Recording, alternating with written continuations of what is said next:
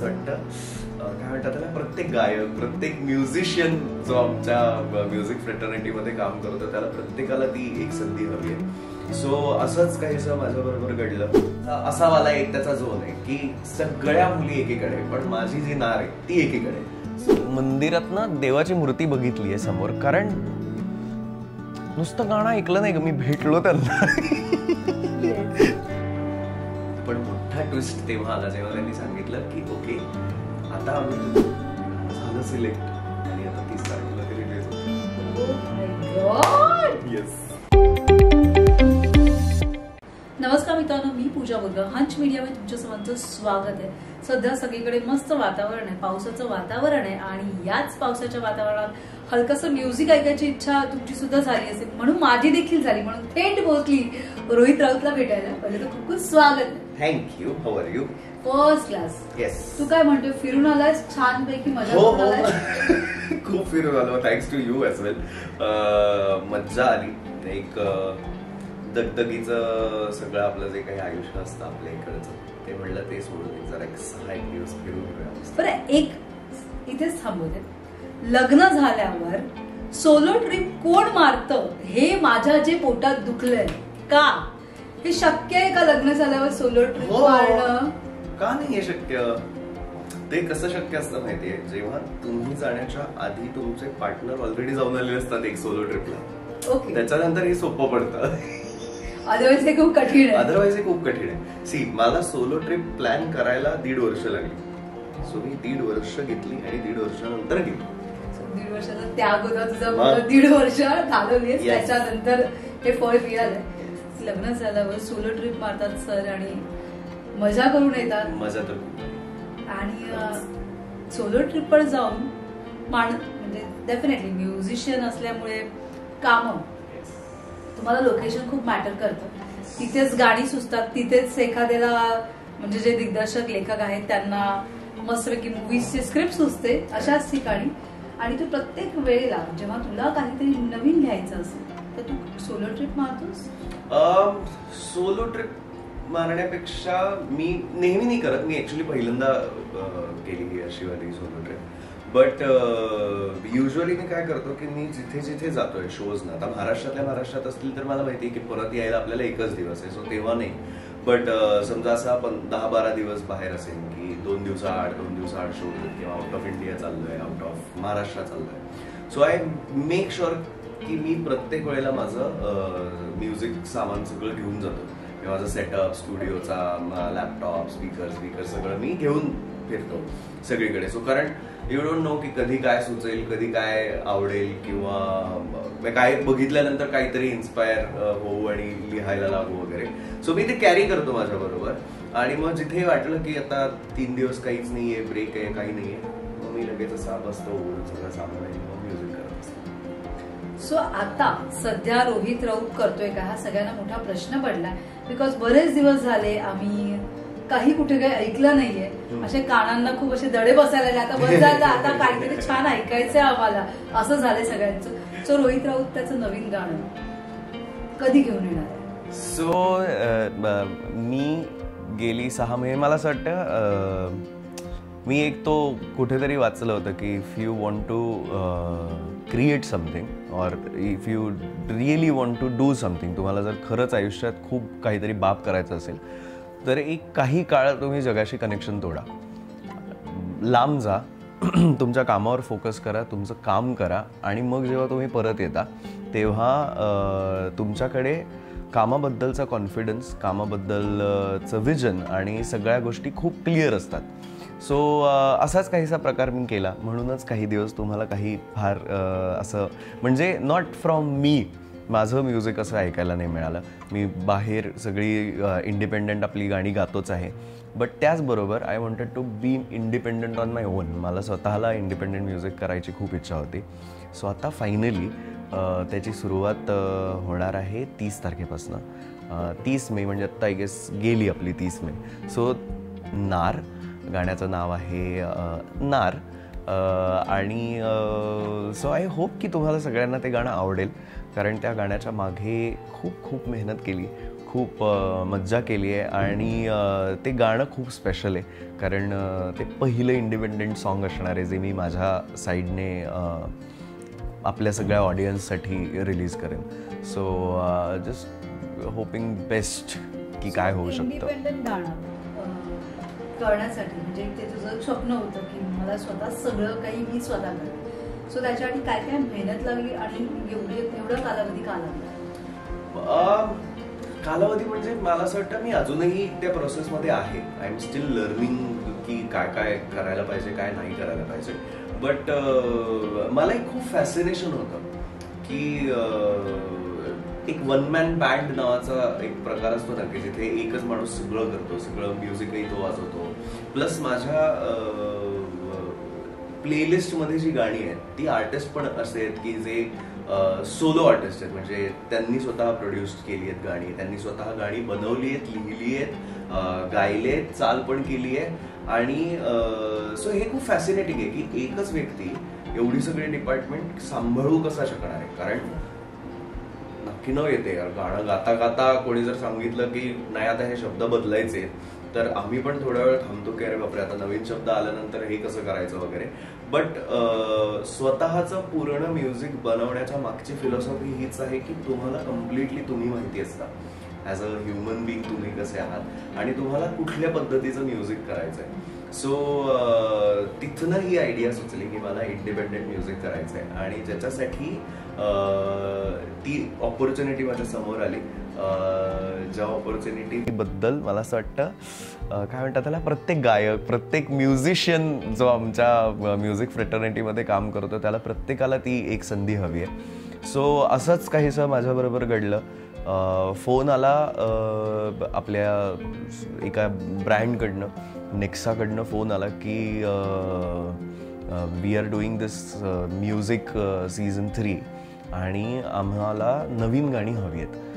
So म्हणलं की नवीन गाणी म्हणजे तुम्हाला माझ्याकडनं गाऊन हवं आहे काय हवं आहे मला काही पहिल्यांदा कळलं नाही. ते म्हणाले नाही आम्हाला तुम्ही कंपोज केलेलं आम्ही शोधतोय नवीन कंपोजर्स आणि नवीन लोकांबद्दल. तर म्हणलं ओके काय कॉन्सेप्ट आहे मला सांगा मी तसं काहीतरी करतो. तर पहिलं वाक्य आणि शेवटचं वाक्य हे सेम होतं तुम्हाला हवं ते करा. सो जेव्हा तुम्हाला हवं ते करा हे वाक्य समोर नाही येतं तेव्हा आपण युजली पहिली धाव घेतो आईकडे म्हणजे आपल्या मातृभाषेकडे. सो माझं असं झालं की ठीक आहे म्हणजे मी मराठीत गाणं करू शकतो ना मला मराठीत करायचं आहे कारण हे जर करायचं असेल तर. सो दे वर लाईक या लँग्वेजचा काहीच प्रॉब्लेम नाही आहे आपण करूया मराठीत गाणं. मग मी गाणं बनवलं गाणं करायला घेतलं मग गाणी सबमिट केली त्यांना की ही 4-5 गाणी आहेत बघा तुम्हाला कुठलं आवडतं आहे काय आवडतं आहे वगैरे. आणि त्यातनं सिलेक्ट झालं नार जे गाणं रिलीज झालं. बरं तोपर्यंत वी हॅड नो आयडिया की काय होणार आहे ह्यांचं पुढे.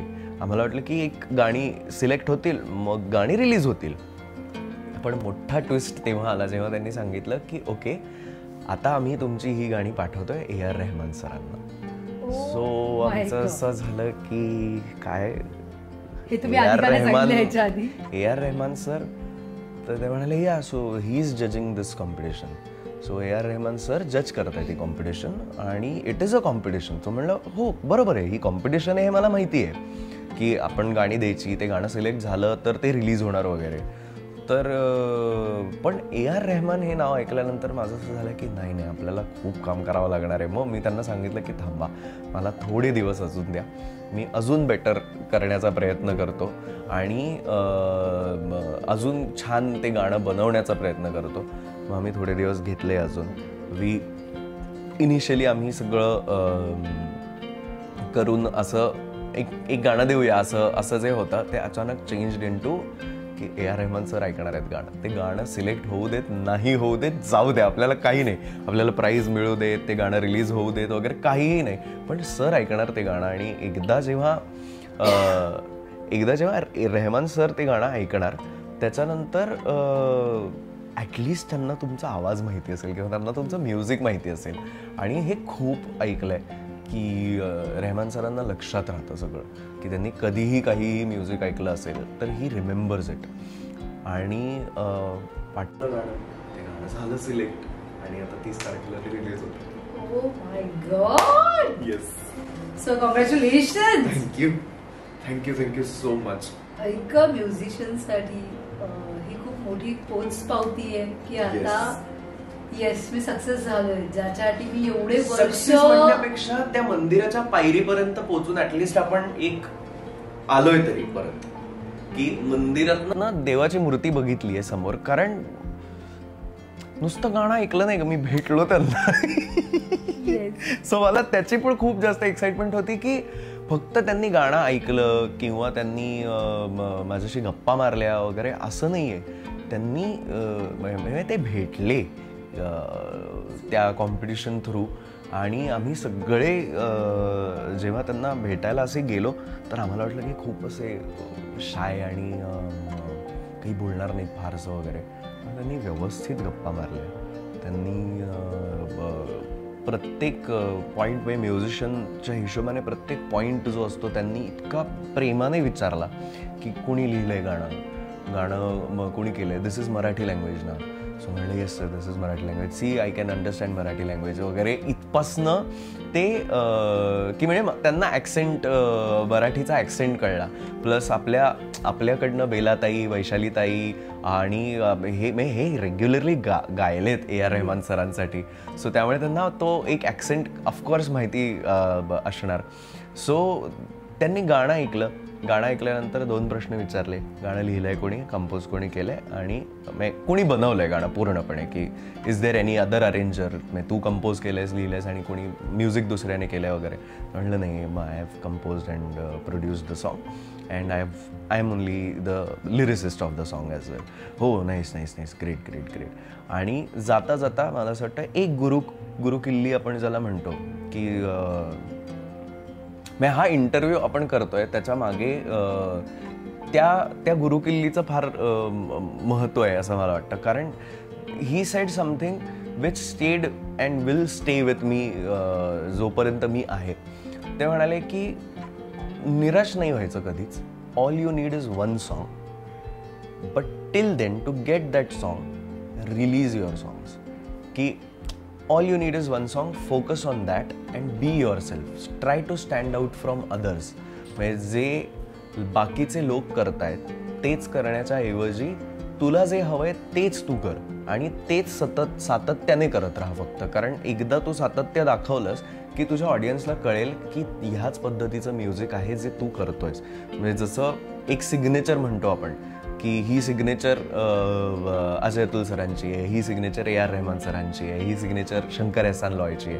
तशी त्या सिग्नेचरच्या मागे लाग. तू ह्याच्या मागे नको लागू की फेम कसं मिळणार आहे, प्रसिद्धी कशी मिळणार आहे किंवा मला अजून काम कसं मिळणार आहे. So instead of that just go very deep.